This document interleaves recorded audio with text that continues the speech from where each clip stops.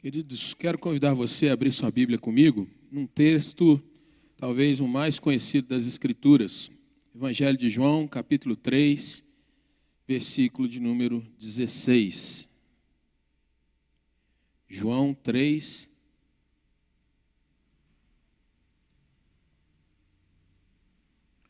versículo 16 é o texto que nós vamos basear nossa palavra nessa noite.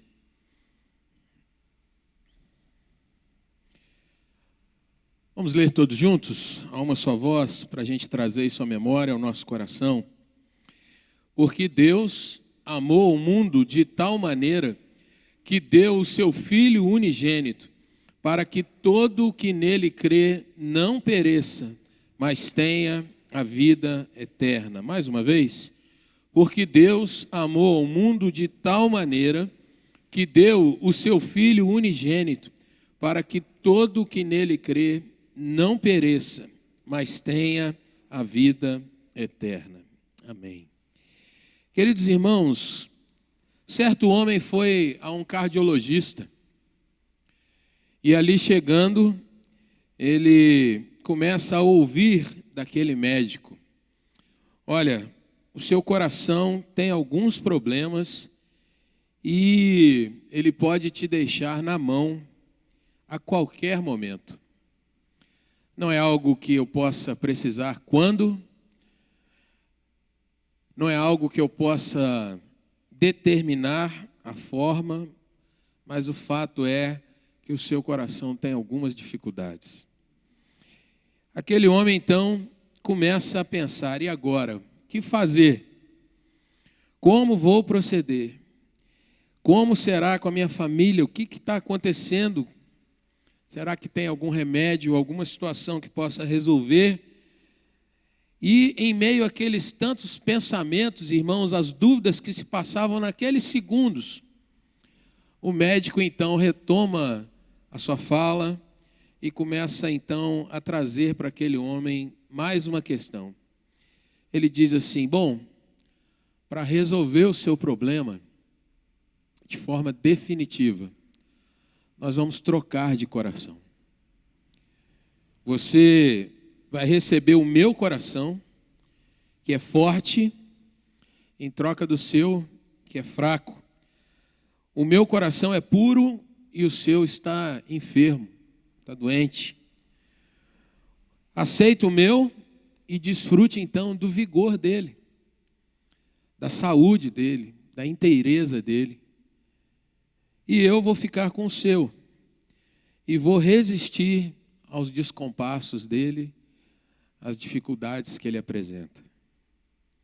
Meus irmãos, talvez nós não percebamos, mas esta ilustração vai demonstrar exatamente como a nossa vida pode ser transformada de uma vez por todas. E como pode ser tratado o problema central do ser humano, como nós podemos ver de fato aquilo que é o nosso grande problema e aquilo que nós necessitamos como salvação, solução, como mudança para essa dificuldade. E nessa noite eu gostaria de tratar com você sobre esse tema: o Senhor Jesus, a verdadeira mudança, a mudança verdadeira de vida, muito mais do que apenas de um coração.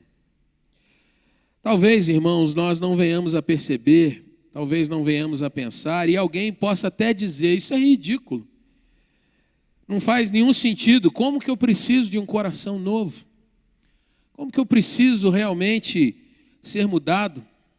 Afinal de contas, eu sou uma pessoa boa, não faço mal a ninguém, eu amo a minha família, trabalho, zelo por ela, faço o meu melhor para que todos fiquem dentro da razoabilidade. Talvez alguém diga: eu sou correto em todas as coisas e eu não necessito de mudança dessa gravidade, desse ponto de vista. E talvez seja assim, como um homem que ouve essas palavras de Jesus aqui nesse texto que nós lemos, que é Nicodemos.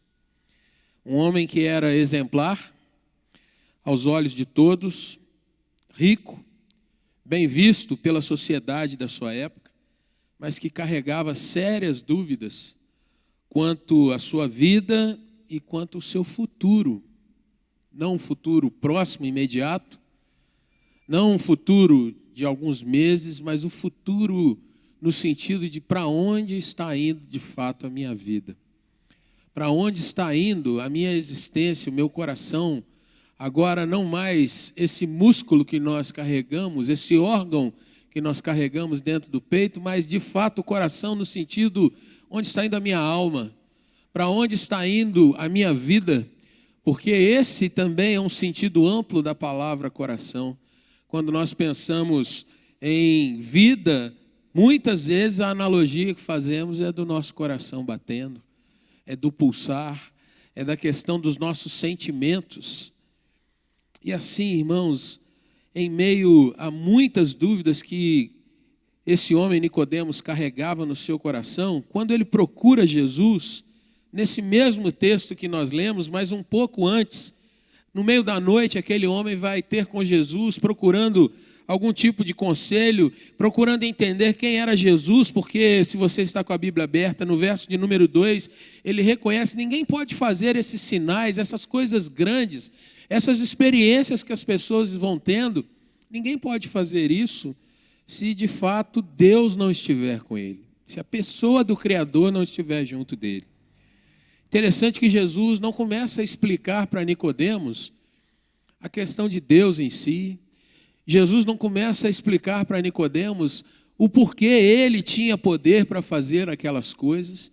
Jesus não fica argumentando com Nicodemos sobre os próprios sinais, mas Jesus é categórico em dizer para Nicodemos, olha, a sua vida tem algumas questões que podem te deixar na mão a qualquer momento.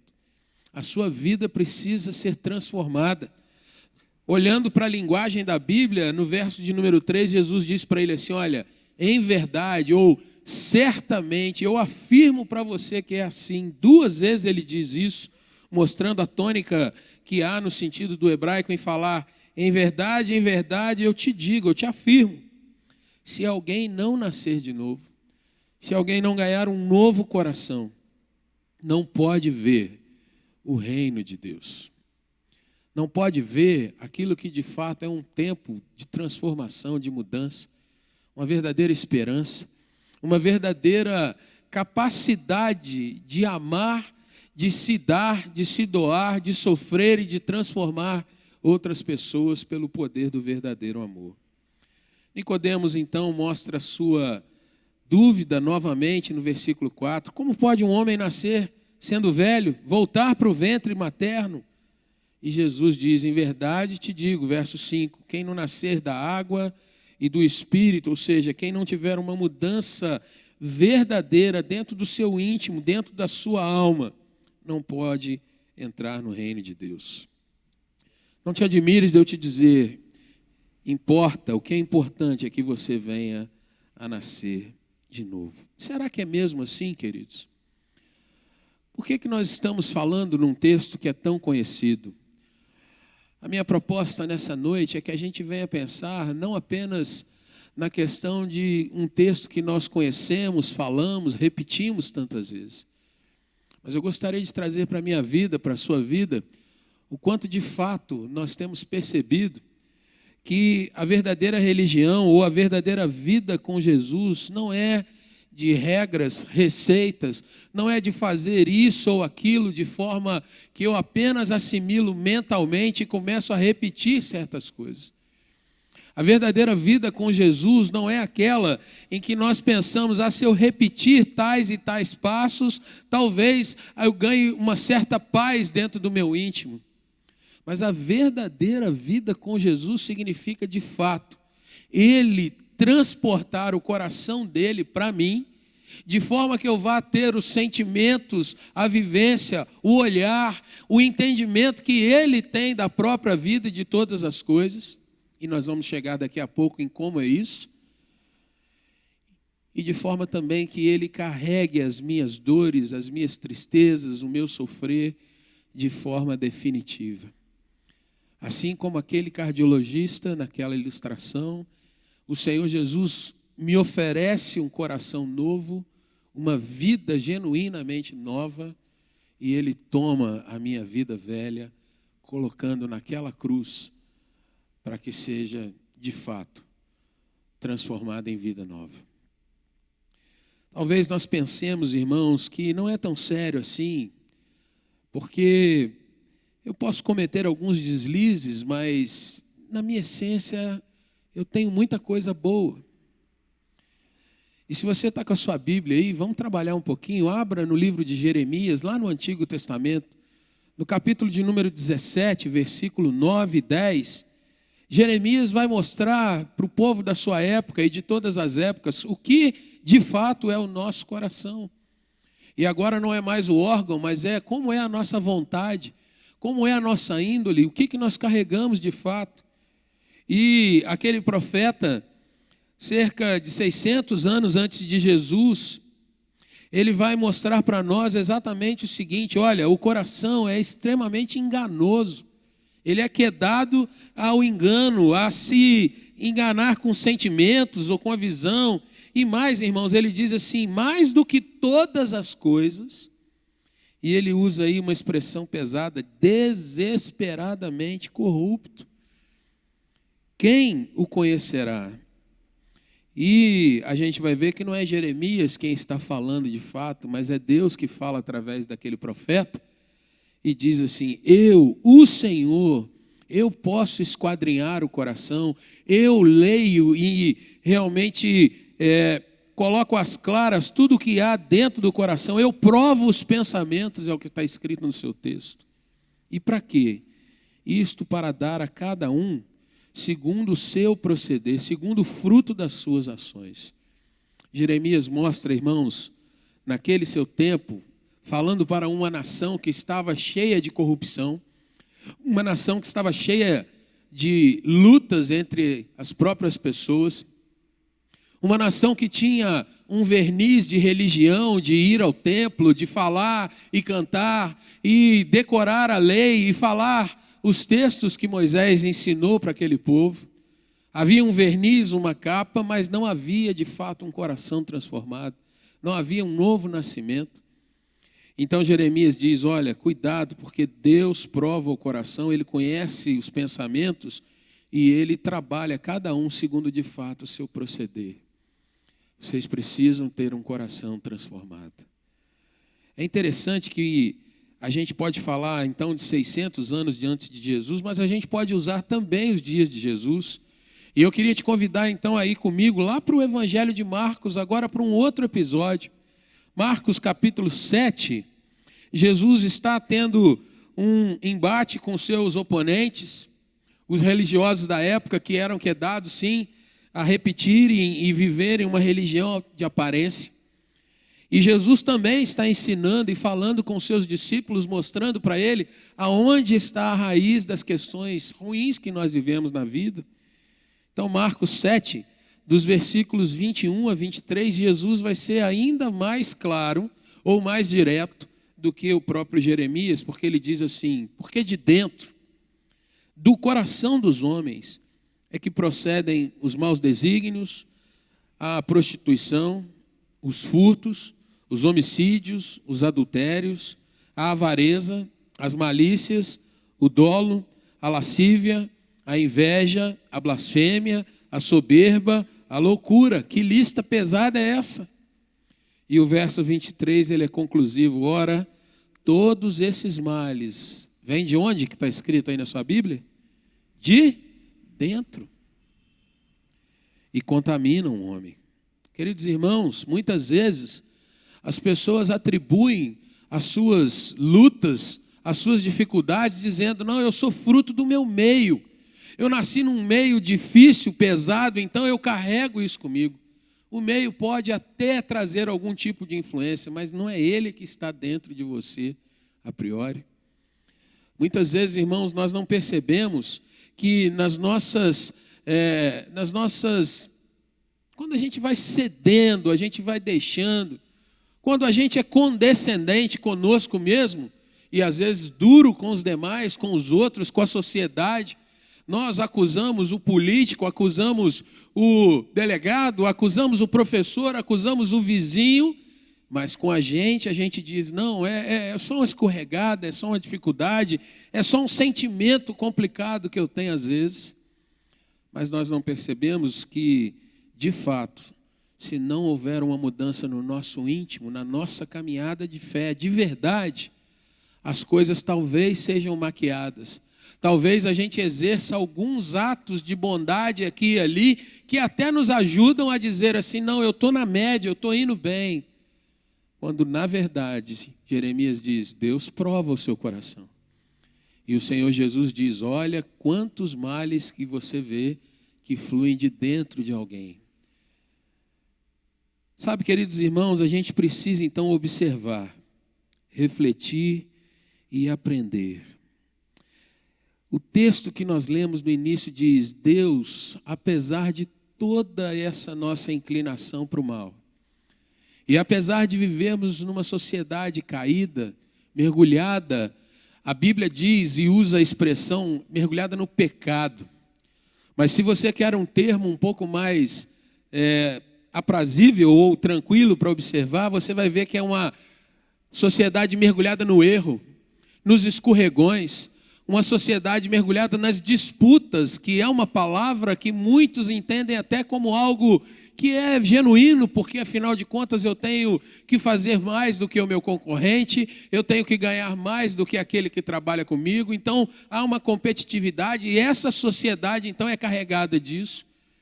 Porém a Bíblia diz que se isso não for feito de maneira limpa, isso não é verdadeiro, não é correto. Então nesse meio a gente precisa realmente refletir, a gente precisa de fato observar e precisa aprender, queridos irmãos, queridos amigos, que só há de fato uma mudança genuína, que venha de fora de nós, porque de dentro de nós é complicado. Quantas vezes nós já não tentamos agir melhor a cada dia? Usando uma analogia muito simples e até um pouco infantil, quantas vezes não começamos um regime e não conseguimos levar à frente porque era na nossa força? Quantas vezes tentamos ser pessoas melhores, agora eu vou tentar fazer boas ações todos os dias, e de repente num dia em que você está todo animado, alguém vem e te decepciona, e todo aquele ânimo, aquela vontade cai por terra. Quantas vezes nós não queremos participar de grandes projetos, coisas boas, contribuir para ações sociais, enfim, fazer algo que a gente diga, agora eu vou melhorar a minha sociedade. Como aquela analogia que a gente sempre vê e ouve, você não pode apagar o incêndio da floresta, mas como aquele passarinho que leva uma gota por vez, você está fazendo a sua parte. Porém, o incêndio persiste e até mesmo aquele belo passarinho uma hora cansa e cai. Será que nós estamos entendendo, irmãos, que a mudança precisa ser bem maior do que a gente imagina? E eu queria te perguntar se na sua vida, se na sua caminhada pessoal, Jesus talvez seja apenas aquele que te dá algumas orientações. Talvez naquela analogia do cardiologista, Jesus te dá alguns remédios para controlar a pressão, para diminuir ou aumentar o ritmo cardíaco, para deixar você pelo menos controlado, mas ainda assim você pensativo, como é que vai ser se a pressão for maior, se a dor for maior? Querido, querida, talvez você não parou para pensar, mas a pergunta é, será que na sua história, na sua caminhada, você de fato tem tido o coração trocado, um coração novo, um pensamento novo, uma visão nova das coisas? Uma situação que vai além de cumprir ritos religiosos, que vai além de cantar umas canções, sentar, levantar, ler aqui ou acolá, e de fato ter uma experiência de intimidade com Deus, de ser trabalhado. E ainda que vivendo num tempo mau, cheio de distorções, você olhar e perceber que Jesus vai te transformando e dando um novo momento a cada dia. Essa tem sido sua realidade, a minha realidade? Será que isso é necessário? Será que a Bíblia ensina assim, pastor? Queria te mostrar alguns textos rapidamente, queridos irmãos, para mostrar que não é apenas aquela questão da ilustração lá atrás. Mas a Bíblia nos ensina que, de fato, Jesus é aquele que nos substitui o que está podre, estragado, e faz coisa nova na nossa vida. Jesus transforma de fato. Antes da gente entrar em alguns textos, só para que a gente tenha clareza nisso, a Bíblia é escrita no Antigo Testamento no hebraico. No Novo Testamento, majoritariamente é escrita no grego. E há uma expressão no grego, que você conhece ela também no português, mas lá no grego ela tem o sentido de no lugar de, aquele prefixo hiper. Então você lê muitas vezes no português, né? Por exemplo, usando a analogia do coração, quem está hipertenso, né? Você sabe para que lado que a coisa está indo. Mas esse prefixo hiper, usado na Bíblia, nos seus originais, ele tem o sentido de você mostrar algo como no lugar de, trocando algo por outro. E eu queria te mostrar isso em alguns textos, que no nosso caso, na tradução, vem por, pelo, e a gente vai ver algumas coisas assim. Vamos lá? Olha aí comigo. 1 aos Coríntios, capítulo 15, versículo 3.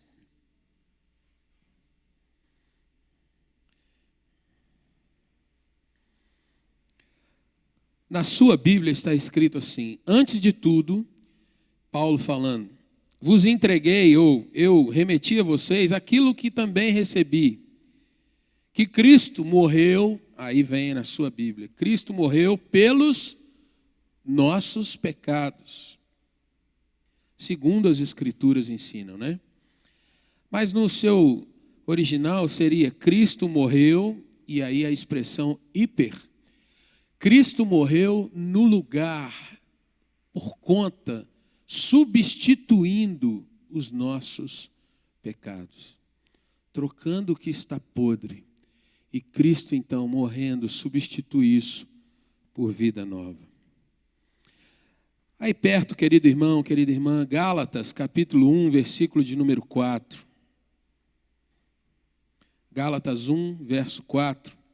O apóstolo Paulo agora escrevendo para um outro grupo. O texto diz assim: Cristo se entregou a si mesmo pelos nossos pecados. Parece idêntico ao de Coríntios. E aí ele diz, para nos desarraigar, nos tirar da raiz presa nesse mundo perverso, segundo a vontade de nosso Deus e Pai. De novo a expressão hiper. Cristo entregou a si mesmo no lugar dos nossos pecados, trocando os nossos pecados pela vida nova que Ele nos dá. E aqui, querido irmão, mais um outro texto, e esse, se você quiser abrir, você pode abrir, João 10, 11.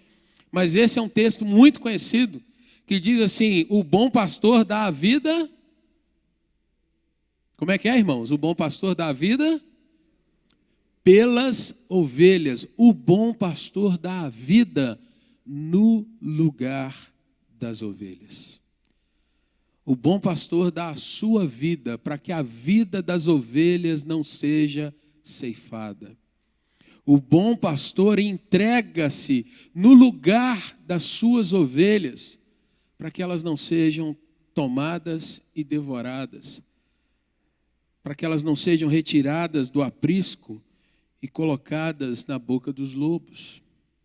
Uma outra analogia que você conhece muito bem, um outro texto bíblico, é o texto que fala da ceia do Senhor.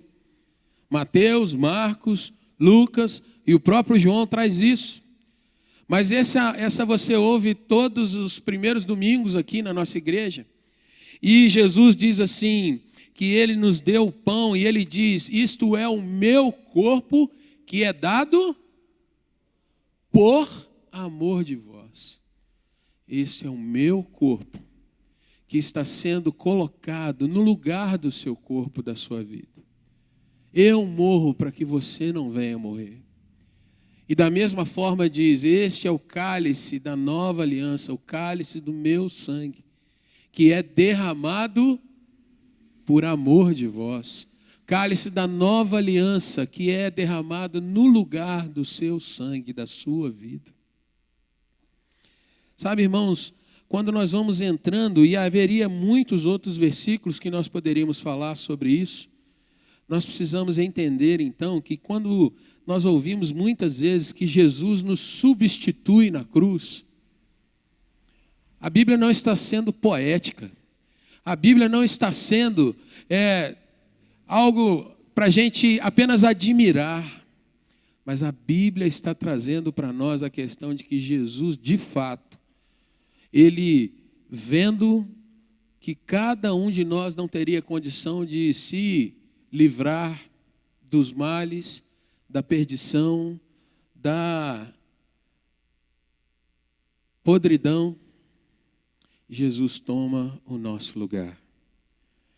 Por que isso, querido irmão, querida irmã? Porque, se você quiser, o último texto que nós vamos ler agora, vai comigo para Mateus capítulo 5, versículo 8. Jesus está no meio das bem-aventuranças e ele diz nesse versículo, olha, bem-aventurados, felizes, abençoados, os limpos de coração. Porque quem tem um coração limpo, quem tem um coração de fato idôneo, quem tem uma alma que é de fato transformada, quem tem uma nova alma, um novo coração, o texto agora vai dizer, os limpos de coração verão a Deus, estarão na presença de Deus. Vamos voltar para aquele primeiro texto que nós lemos? A palavra nos diz que Deus te amou, querido irmão, querida irmã, querido amigo. Deus te amou de um jeito tão fantástico, de tal maneira que Ele deu. Ele colocou o Filho dEle, trocou o Filho dEle, para que no nosso lugar, nós o recebendo, nós crendo, entregando nossa vida a Ele, nós não venhamos a perecer, ser estragados, mas nós venhamos a ter vida eterna com Deus. Jesus tomou o nosso lugar. Quando nós começamos essa palavra, a gente trouxe, Jesus é a mudança verdadeira de vida. Quantos hoje têm buscado mudança de vida em ideologias, sejam filosofias orientais de sabedoria, sejam de sacrifícios, fazem promessas, fazem grandes ofertas, fazem votos, agora eu vou mudar e se der tudo certo, eu vou fazer alguma coisa grandiosa para alguém. Quantos têm buscado um estilo de vida melhor em dietas? E quando eu falo em dieta, eu não estou falando só de comida. Estou falando de guardar dias e dias, se sacrificando às vezes. Guardar épocas, como agora, a época de quaresma para alguns, então as pessoas abrem mão de certos alimentos, elas se envolvem em algumas práticas, elas fazem determinados tipos de rezas e ofertas, algumas coisas assim, são dietas, porque daqui a alguns dias vem a celebração da Páscoa, então eu vou sentir bem comigo mesmo, porque eu fiz a minha parte, então eu mesmo estou conseguindo. Mas isso não muda o sentimento, não muda a dor, não muda as nossas paixões. Mas Jesus é aquele que, por conta do amor que Deus tem para conosco, Ele na realidade toma essas nossas tristezas, Ele toma a nossa falta de expectativa, de esperança de vida. Jesus pega tudo aquilo que a gente tem, às vezes mais escondido, que a gente não revela para ninguém, porque está lá no canto, lá no fundo, lá onde ninguém pode penetrar. Mas como a gente viu, Deus esquadrinha o nosso coração. Jesus pega tudo isso e diz, eu vou arrancar e tirar esse coração e colocar um coração novo no lugar. E eu queria nessa hora convidar você, porque é Jesus quem faz essas coisas, eu queria convidar você a fechar os teus olhos, pensar naquilo que você ouviu. E se você entendeu aquilo que foi falado, eu queria fazer para você um convite a não confiar na palavra que eu te dei, mas você fazer uma palavra com Jesus, que está nesse lugar. Jesus que se faz presente entre nós, que você fizesse para Ele um pedido de que Ele revelasse para você o que está dentro do teu coração. De que o Espírito do Senhor trabalhasse com você nessa hora. Não é o pastor, não é a minha voz, mas é a presença de Jesus e uma experiência dele com você que pode transformar todas as coisas. Muito tempo atrás eu ouvi uma palavra assim e alguém me disse: fala com Jesus, Ele está te ouvindo. E nessa noite eu queria te fazer esse mesmo convite. Você que está na sua casa, que está nos acompanhando via internet, esse é um convite para você também. Quantas vezes você tem lutado, batalhado, mas parece que as coisas não destravam. Parece que as coisas só se repetem. E o cansaço enorme que tem acompanhado a sua caminhada. E eu queria te convidar então a você abrir o seu coração e dizer: Senhor, o Senhor é capaz de me mostrar o que eu tenho passado. O Senhor é poderoso para mostrar para mim se eu de fato estou caminhando segundo a Tua vontade, segundo aquele propósito que o Senhor tem para a minha vida, ou se eu, Deus, não tenho caminhado assim. E eu queria te pedir, Senhor, que o Senhor trabalhasse para que eu fosse transformado de fato. Toma, Senhor, o meu coração nas Tuas mãos. E eu não quero um remédio. Não quero um paliativo. Eu quero um coração novo no Senhor. Eu quero uma vida que tenha sentido de fato. Eu quero realmente te conhecer, Jesus. Eu quero aprender do Senhor e quero viver com a confiança de que a minha vida está nas Tuas mãos.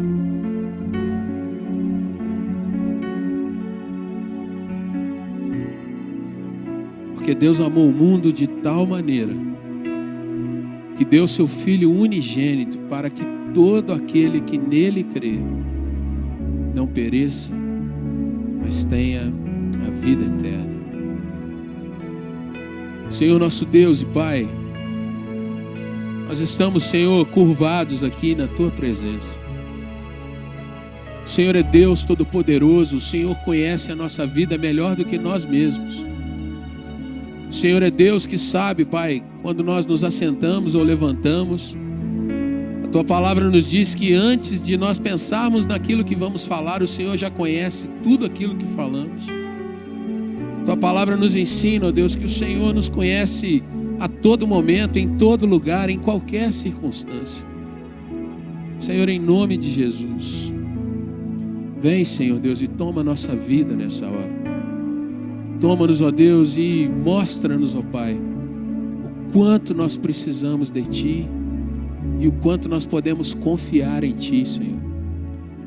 O quanto, ó Deus, nós só temos a ganhar, o quanto, ó Deus, nós só temos a vencer quando encontramos o Senhor e entregamos a nossa vida para Ti, Pai. Senhor, contempla o coração de cada um dos Teus que estão aqui nessa noite. Contempla, Senhor Deus, cada um que está conosco no seu lar, nos acompanhando por internet, mas, ó Deus, em nome de Jesus, toca nessas vidas, Pai, e faz aquilo, ó Deus, que a minha palavra, que aquilo, ó Deus, que é o meu raciocínio não pode fazer, mas o Senhor, o Teu Santo Espírito, Deus, a Tua grande salvação pode fazer. Toma, Deus, o nosso coração, Pai, transforma a nossa vida, transforma-nos para Ti, Senhor. Senhor, perdoa os nossos pecados, perdoa, Deus, as vezes que nós confiamos em nós mesmos e acreditamos que poderíamos vencer por nós. E ajuda-nos, ó Deus, de fato, a nos entregar a Ti todos os dias, a depender do Senhor, ó Deus, para todas as coisas. Santo Espírito de Deus, visita-nos nessa hora, Pai. Toma-nos, ó Deus, pelas Tuas mãos e ajuda-nos em nome de Jesus, Pai. Abre a nossa mente, Senhor. Abre a nossa vida e transforma-nos para Ti, Senhor. Troca o nosso coração velho, Pai, pelo coração do Senhor Jesus. Que a Tua palavra ensina que jamais conheceu o pecado, jamais, ó Deus, pode ser acusado de nada, porque Ele, sendo Deus, esteve entre nós, viveu entre nós e jamais sucumbiu a nenhum tipo de escorregão, de medo. Ao contrário, Pai, Ele foi obediente por si mesmo até a morte, e morte de cruz para nos salvar. E o Senhor deu a Ele o nome que está acima de todo nome, Pai, diante de quem nós confessamos: Ele é o Senhor de todas as coisas. Trabalha conosco, Pai. Essa é a nossa oração, no nome santo do Senhor Jesus. Amém.